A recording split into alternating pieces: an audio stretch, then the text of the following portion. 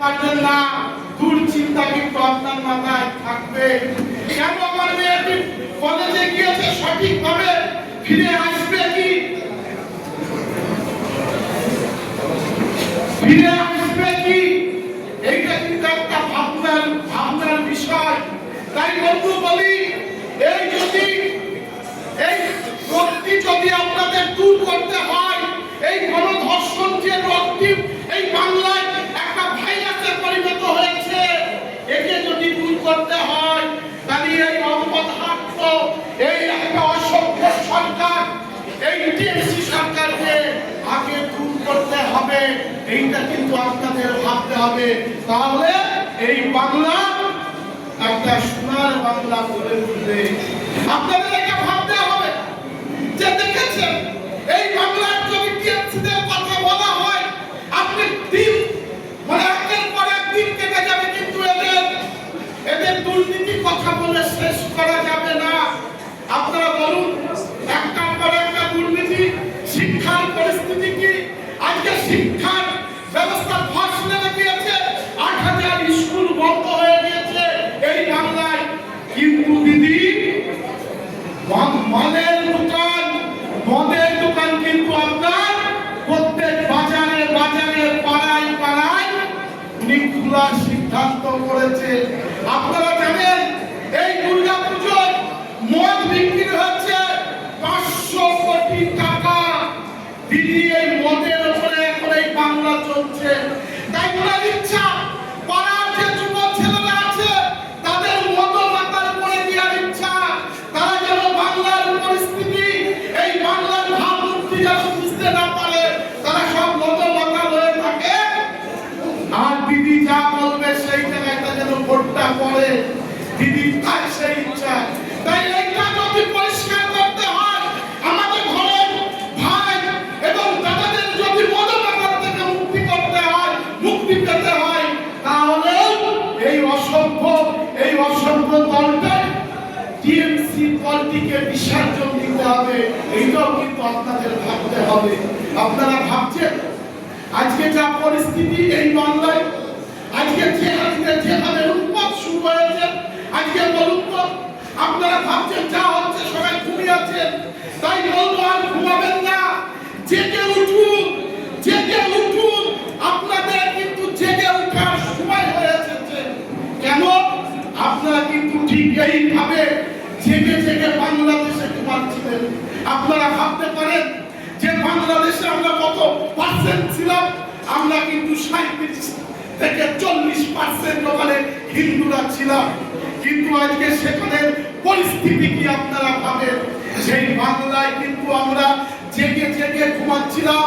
যখন ওখানে দুর্গা পুজো বন্ধ করেছে, মাইক বন্ধ করেছে, আমরা কিন্তু কেউ জেগে উঠিনি। আমরা ভেবেছি ওদের হয়ে যাচ্ছে, ওদের হয়ে যাক, আমাদের তো কিছু বলছে না। কিন্তু বন্ধু, এটা ভুল করবেন না। আজকে সেই বাংলায় যদি আমরা তখন জেগে উঠতাম, তাহলে রাতের অন্ধকারে আমাদের বাড়ি ঘর ফেলে, আমাদের গুলা ভরা ধান, ওই পুকুর সব, মানে আমাদের ভিটে বাড়ি, জন্মস্থান ভিটে বাড়ি ছেড়ে অন্ধকারে আমাদের ছেড়ে চলে আসতে হতো না রাতের অন্ধকারে। তাই বলি বন্ধু, আজকে আমরা সব ফেলে চলে এসেছি এখানে এসেও কিন্তু আমরা আবার ঘুমিয়ে আছি, আমরা জেগে উঠছি না। তাই বন্ধু, আপনাদের বলবো, সকলে জেগে উঠুন। জাগার সময় হয়ে এসেছে। যদি আপনারা জেগে না উঠুন, তাহলে কিন্তু হিন্দুদের আর কোনো অস্তিত্ব থাকবে না। এই বাংলা হিন্দু বিরোধী দল, এই টিএমসি হিন্দু বিরোধী দল। যদি বলেন কেন, আপনি জানেন কৃষ্ণনগরের যে সাংসদ মহুয়া মিত্র, তিনি কি বলেছেন? যে যেখানে হিন্দু পাড়া আছে সেখানে ৮০টি ভোট পায়, কাঠের মালা গলায় দিয়ে আসে, বৃদ্ধ ভাতা নেয়, লক্ষ্মী ভান্ডার নেয়। আমি বলতে চাই, টিএমসির ওই সাংসদকে আপনার ব্যক্তিগত টাকা দেন না, কিংবা আপনার সুপ্রিমো বা মুখ্যমন্ত্রী তার ব্যক্তিগত টাকা দেয় না। আমার ট্যাক্সের টাকা ওখানে দেয়, আপনার ট্যাক্সের টাকা কিন্তু আমাদের ভাতা দেয়। আমি আরেকটু ঘুরিয়ে বলি আপনাদের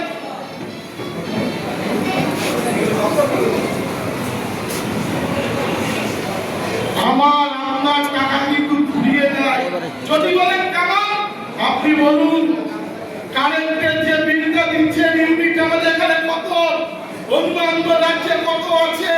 আপনি বিগত দিন পিছিয়ে যান, তখন আপনার কারেন্টের বিল কত আসতো? দেখা যেত 1000 1500 টাকা আমাদের আগে কারেন্টের বিল আসতো। সেই কারেন্টের বিলটা এখন আসছে, যাদের 1500 টাকা বিল আসে তাদের এখন বিল আসছে 3500 থেকে 4000 টাকা। যাদের 1000 টাকা আসতো তাদের আসে এখন 2 থেকে 2500 টাকা। তাই বন্ধু আপনারা বলুন, টাকাটা কি টিএমসির কাছে ব্যক্তিগত টাকা দিচ্ছে, না আমার আপনার টাকাটি কিন্তু ঘুরিয়ে আমাদের কাছেই দিচ্ছে? আপনারা ভাবুন, আজকে টিএমসির যা কথাবার্তা আপনারা একটু ভেবে দেখবেন যে ওরা যে কথা বলছে একটার পর একটা মিথ্যে কথা বলছে। দেখুন কেন হিন্দু বিরোধী বললাম, তার প্রতিবাদে কিন্তু কোন টিএমসির নেতা মন্ত্রী কিংবা মুখ্যমন্ত্রী কিন্তু তার কোনো প্রতিবাদ জানায়নি যে মহুয়া কেন হিন্দু বিরোধী কথা বললো। আজকে ভাবতে পেরেছেন তাহলে কি ওরা সত্যি কি আমাদের হিন্দুদের বিরুদ্ধে না? আপনাদের কিন্তু এটা ভাবতে হবে। তাই আমি একটা কথা বলবো যে সবাই জেগে উঠুন, সবাই জেগে উঠুন, আর এই 26-এ টিএমসি কে বিসর্জন দিন, বিসর্জন দিন, বিসর্জন।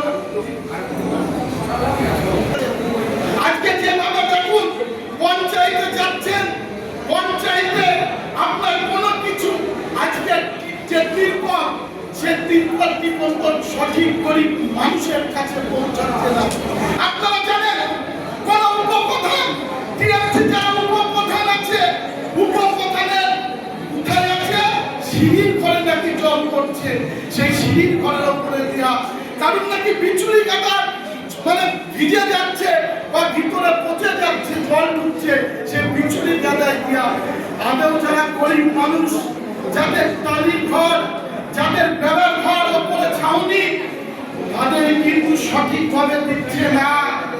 এই টিএমসি একটা অর্থাৎ সরকার বা এই যে টিএমসি পঞ্চায়েত বা যেসব টিএমসি নেতারা সব টাকা তারা কিন্তু মেরে খাচ্ছে। তাই আপনাদের গর্জে উঠতে হবে। কেন? আপনারা যদি গর্জে না উঠেন তাহলে বাংলার মানুষ গর্জে উঠতে হবে। এই শক্তিকে যদি বিসর্জন দিতে হয়, এই অশুভ শক্তিকে যদি বিসর্জন দিতে হয়, তাহলে আপনাদের জেগে উঠতে হবে, আরো গর্জন করতে হবে। আপনারা ভাবতে পেরেছেন যেভাবে দিদি এই দুর্গাপুজো উদ্বোধন করলো হিজাব মাথায় দিয়ে। দিদির আবার জানেন তো মুখোশ চেঞ্জ করে, সবকিছু ড্রেস গাড়িতে রাখা থাকে এবং ওর যে পিয়ে থাকে তার কাছে ড্রেস হাতে ধরা থাকে, কোন সময় কার সঙ্গে কিভাবে যেতে হবে। একজন অভিনেত্রী বললেন আমার অনেক কম বলা হয়ে যাবে, উনি যখনই দুর্গাপুজোর উদ্বোধন করতে গিয়েছেন সেখানে দেখছে যে আমি যদি একভাবে দুর্গাপুজোয় বেরিয়ে যাই তাহলে আমার দুধের যে ভাইরা তাহলে কিন্তু তারা তো আমার দিকে মুখ ঘুরিয়ে দেবে, তাদের একটু ছাপাট করে দিই।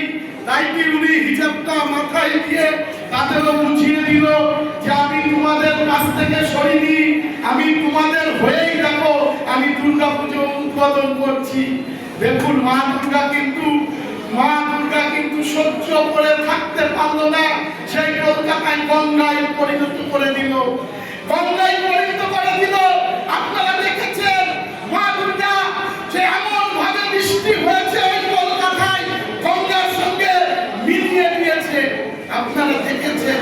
তাই মা দুর্গা এই টিএমসি এত নোংরা কাজ করেছে যে মা দুর্গা সহ্য করতে পারছে না।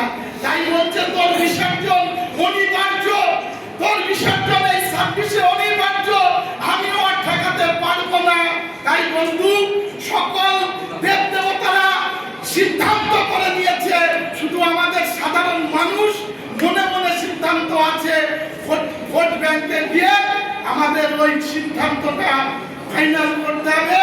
এবং পদ্ম ফুলে ভর্তি দিয়ে এই 26-এ এই অসভ্য দলকে, এই টিএমসি সরকারকে বিসর্জন দেব, এই বলে আমার বক্তব্য এখানে শেষ করলাম।